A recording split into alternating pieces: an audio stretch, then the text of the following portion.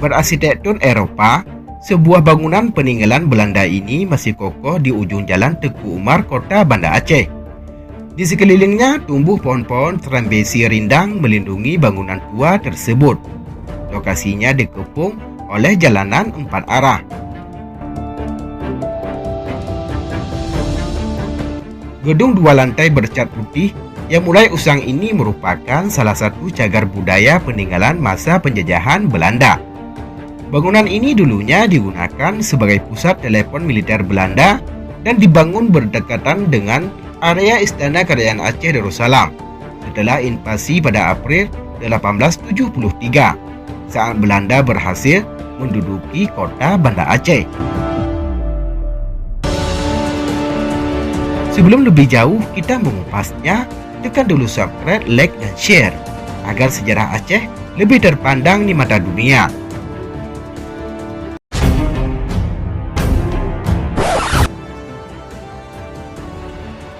Belanda menyebut gedung tersebut sebagai kantor telepon Kutaraja, sekarang disebut dengan Kota Banda Aceh. Dalam catatan sejarah, sentral telepon militer ini dibangun tahun 1903 atau pada era kepemimpinan Sultan Muhammad Daud Shah. Angka 1903 juga tertera di bagian atas bangunan dekat ventilasi jendela. Sejak tempat itu dibangun, Belanda menggunakannya untuk berkomunikasi jarak jauh ke Batavia, menggantikan telegraf, serta memudahkan koordinasi dalam Perang Aceh.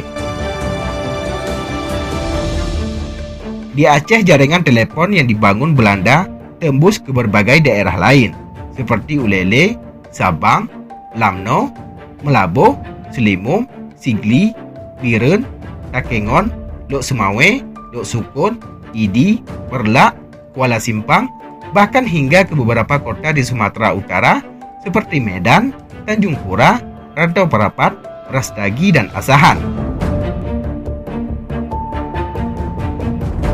Dalam lembaran Telepogris Kompleks Kutaraja atau buku petunjuk telepon yang diterbitkan Belanda pada tanggal 20 April 1933 disebutkan, dari percakapan telepon antar kota dihitung per 3 menit percakapan. Pusat telepon sangat membantu Gubernur Militer Belanda dalam berkoordinasi menghadapi para pejuang Aceh. Ada kalanya Gubernur mencabut kabel telepon tersebut karena seringnya mendapat kabar serangan dari pejuang Aceh terhadap pasukan Belanda di berbagai daerah Aceh, seperti dikutip dalam buku Banda Aceh Heritage. Selanjutnya, gedung itu pernah digunakan sebagai kantor Komite Olahraga Nasional Indonesia Wilayah Aceh atau disingkat dengan KONI Aceh, dan kantor redaksi Surat Kabar Aceh Post. Bahkan sempat menjadi kantor PSSI Aceh. Kini tempat tersebut telah kosong di bawah pengawasan Balai Pelestarian Cagar Budaya. Sebagai objek wisata, gedung ini mungkin terlihat tak menarik. Lokasinya pun sempit, namun di sekitarnya terdapat banyak destinasi wisata seperti Taman Sari, Taman Putropang, Gunungan, dan Museum Tsunami Aceh. Apabila kamu ingin mengetahui lebih jauh tentang sejarah telepon pertama di Aceh, maka disinilah tempatnya. Demikianlah liputan Bahasa News. Semoga bermanfaat dan dapat menambah wawasan untuk kita semua.